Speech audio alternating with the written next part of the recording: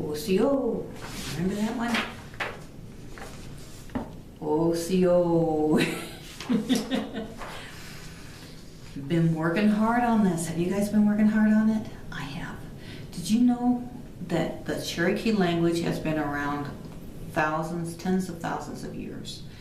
And so it's kind of funny when I hear people say, speak English, because that's the language, you know, and I was like, that's a new language, and it's actually made up of a bunch of other languages that kind of got thrown together. And it's a weird language. But anyway, the Cherokee language has been around for a very long time, but the written language was developed in the 1800s by a fella named Sequoyah. He was the son of a trader, and a trader as in they buy and sell, you know, like they could get some pelts and they trade it in for guns, you know, that kind of thing, or whatever, food, supplies, that type of person. But he didn't really have anything to do with his dad. He lived with his mom, helped her out around the house, did gardening and yard work and, you know, farming.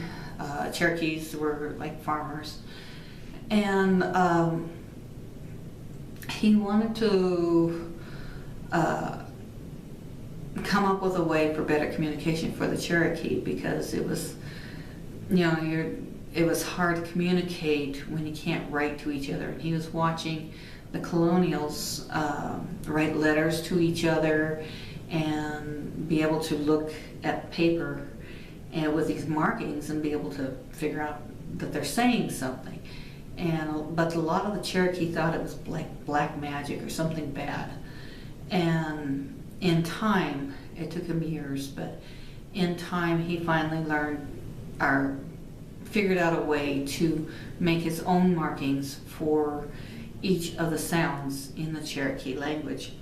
And then there's an interesting backstory as to how the letters that he came up with, the symbols that he came up with, are not the ones that we use today.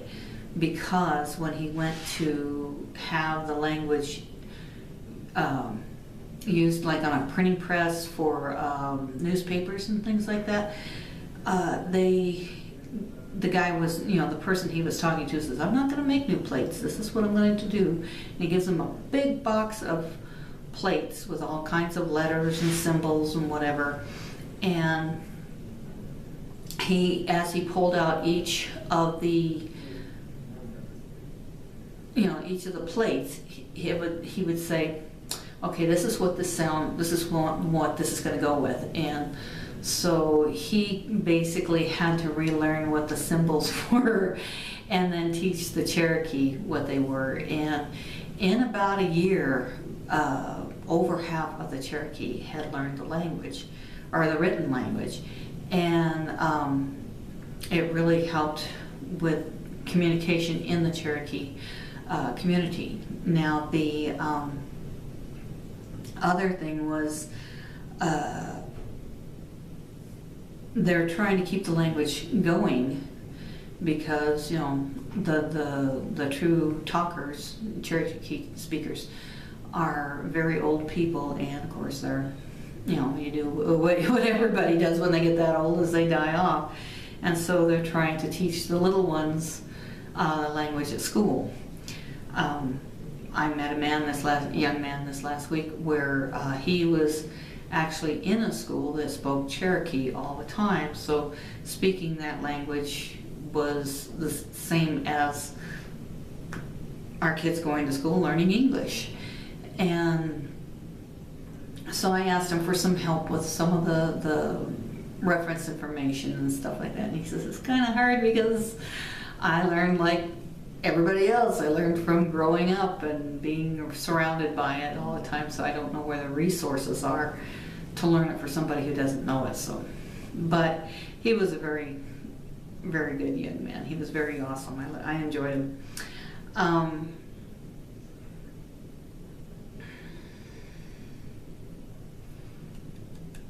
to think. The book I found some of this information on it. Well, it's just a kid's book. I was cleaning the house, and it was this one, Sequoyah, and this is the lady. Well, I'll figure out how to do this. Right there, that's the person's name, and it's by Troll Associates. I guess I can put the information in here. You might be able to order it from. It's got an ISBN, so you might be able to order it from Barnes & Noble or something like that. But it's a pretty neat little book. It's not 100% perfect on the information, but you know, who is? It's close enough. But that's pretty much all I got to say about that. I guess we ought to jump into, oh, I was going to say, you might keep notes of the word sounds and everything, and the words as though you learn them, and then eventually you'll end up with your own dictionary. I have written down when I was taking all my classes are for learning the Cherokee language, and I've only taken the first class, not all three, our first course, but not all three courses. And I have 3 books about that thick that have all my notes from that first course. And so I kind of typed them up and made my own little dictionary. And this is the Cherokee word, and then what it means in English. So it's a start. I figured the words I will teach you will be coming from that list. And I made up another list with sounds and some words to help remember how to do the sounds. And that's about it. So shall we get started on the next lesson? Okay, this row is focusing on the G in each of the letters, or the sounds. Now when you see the G, it's a G sound, like in get or go. So with each letter, a G-A would be ga, ga. G-E would be ge, ge. G-I would be gi, gi. G-O, just like it looks like, go, go. G-U would be goo, goo, like in good, goo. G-V would be gone, gone.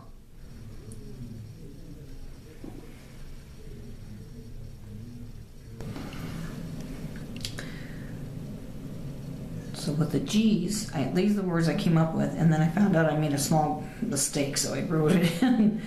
But you got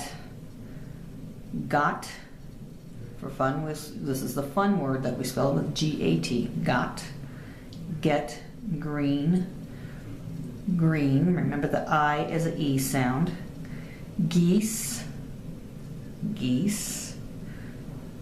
Go, goose. Remember the U is an oo sound, so it's goose. Gunk, gunk. And the V is a sound. So the silly little sound sentence that I came up with is, go get the goose that got in the green gunk. Or go get the geese that got in the green gunk. That was the sentence I came up with, for what it's worth. So you remember the first word was Osiyo. This is how you would normally see it. Broken down, this is how it looked like. It's O-C-Yo. O-C-Yo. Osiyo means hello. Here's a new word. ELISI. ELISI. ELISI. It means grandma. So we learned our first 2 words, Osiyo ELISI. Can you remember where you see them? That's in my channel. It's called Osiyo ELISI. It means hello, Grandma.